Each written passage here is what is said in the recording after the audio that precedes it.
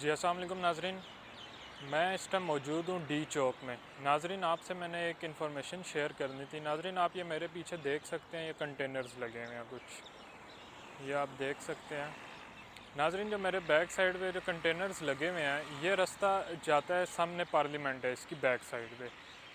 ناظرین جب سے یہ حکومت آئی ہے، شہباز شریف کی حکومت آئی ہے، تب سے یہ ڈی چوک بند کیا ہوا ہے، جبکہ اس سے پہلے جب تحریک انصاف کی حکومت تھی تو یہ رستہ کھلا ہوا تھا، ہم آسانی سے سیدھا پارلیمنٹ کی طرف جا سکتے تھے۔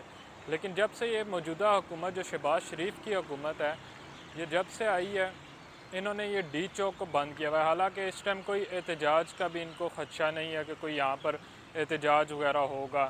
اگر ہو بھی جائے تو اس کا اتنا کوئی مسئلہ نہیں ہوتا، کیونکہ جو ڈی چوک ہے یہاں پر ایک گیٹ لگا ہوا اور یہاں پر ہر ٹائم پولیس کھڑی رہتی تھی اور وہ ایک ناکہ پراپر ہوتا تھا، وہ آگے نہیں جانے دیتے تھے یہاں سے۔ تو ناظرین جب سے یہ موجودہ حکومت آئی ہے، انہوں نے یہ ڈی چوک بند رکھا ہوا ہے۔ ناظرین ہم اس ملک کے شہری ہیں، ہم چاہتے ہوئے بھی ہم آگے نہیں جا سکتے اس رستے سے، کہ اگر میں پارلیمنٹ کی طرف جاؤں تو میں نہیں جا سکتا۔ اس کی وجہ یہ کہ انہوں نے ڈی چوک مکمل بند کیا ہوا ہے۔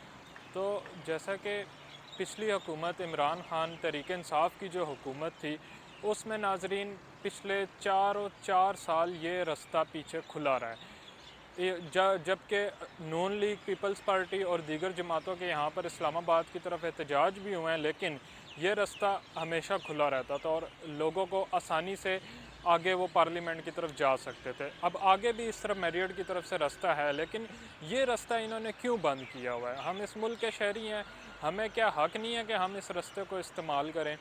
ایک چیز، دوسری چیز یہ کہ جب نواز شریف کی حکومت تھی 2018 تک نون لیگ کی، تو اس حکومت میں بھی یہ رستہ بند رہتا تھا، کیونکہ میں اکثر یہاں سے، میں نے جب سے ہوش سنبھالا، میں جب بھی اس رستے سے گزرا ہوں عمران خان حکومت سے پہلے، تو یہ رستہ ہمیشہ بند رہتا تھا۔ تو جیسے نہیں کوئی 5-6 سال کو پرانی گاڑی ایک کھڑی ہوتی ہے، اسے زنگ لگ جاتا ہے اور وہ خراب ہو جاتی ہے، مٹی پڑی ہوتی ہے اس پہ، تو ان کنٹینرز کا وہ حال تھا 2018 تک، کیونکہ وہ پیچھے پیپلز پارٹی دور سے جو ہے یہ رستہ بند تھا۔ لیکن جب عمران خان کی حکومت آئی تو انہوں نے یہ رستہ کھول دیا، سب چیزیں کھول دیں، پبلک کے لیے آسانی پیدا کی کہ وہ آرام سے ٹریولنگ کر سکیں۔ تو ناظرین یہ حکومت بوکھلاہٹ ہے، یہ حکومت کی آپ دیکھ سکتے ہیں پیچھے اب انہوں نے ڈی چوک بند رکھا ہوا ہے۔